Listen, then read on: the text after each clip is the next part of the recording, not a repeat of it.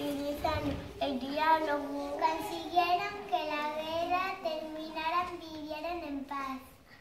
La paz es perdonar, generosidad,